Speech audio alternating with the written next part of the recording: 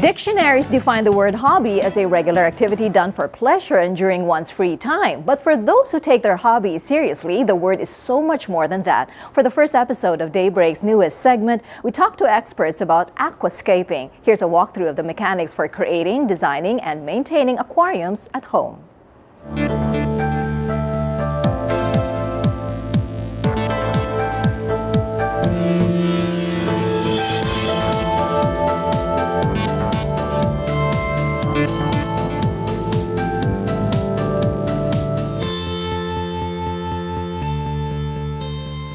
Aquascaping is actually a general term referring to creating underwater landscapes. Aquascaping was founded by Takashi Amano of Aqua Design Amano in Japan. And what he always teaches us is to make sure that the aquascape is very natural. That's why we call it nature aquariums. We want to mimic Mother Nature in our aquariums.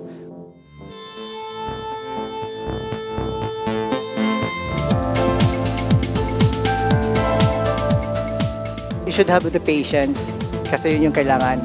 Pangalawa, budget kasi you have to choose whether low-tech tank or high-tech tank.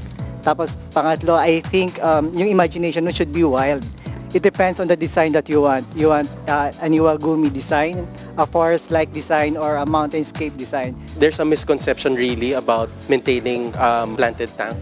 It's not that hard. That's one thing that we need to break. That mindset that it's time-consuming, that it takes up so much space, that it makes the entire house wet. If you invest in a good filtration system, the labor that you put into the maintenance is very minimal. If you do water changes, siguro once a week lang, about 30% of the total volume of the water. That's it. Amano has taught us that it's, first of all, just like how you grow a plant in the garden. What are the top 5 ingredients? So first is the soil, or what we call aqua soil. Next is the sunlight, or where we replicate it in an aquarium. It could be in the form of LED, fluorescent lighting, or metal halides. Next would be the CO2 system.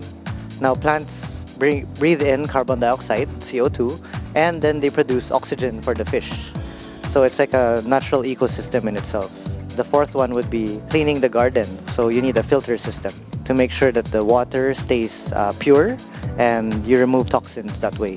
The fifth aspect would be the water condition. And the ingredients we put in are some fertilizers and some water additives to keep the water at the top quality. We started Aquatic Wonders Philippines because we saw that there is a need for other hobbyists out there. It's more than a business, it's a hobby. So now we'll start with the low-end setup. We're using an ordinary tank. You could get this as any glass supply store or any pet store.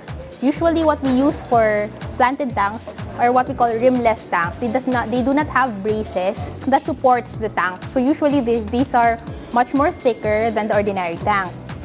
What my colleague Melvin is doing here is putting on the bottom layer. This is what we call laterite. It's actually mineralized clay.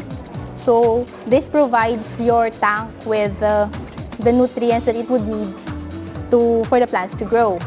So Aqua Design Amano, instead of using laterite, we use what you call power sand.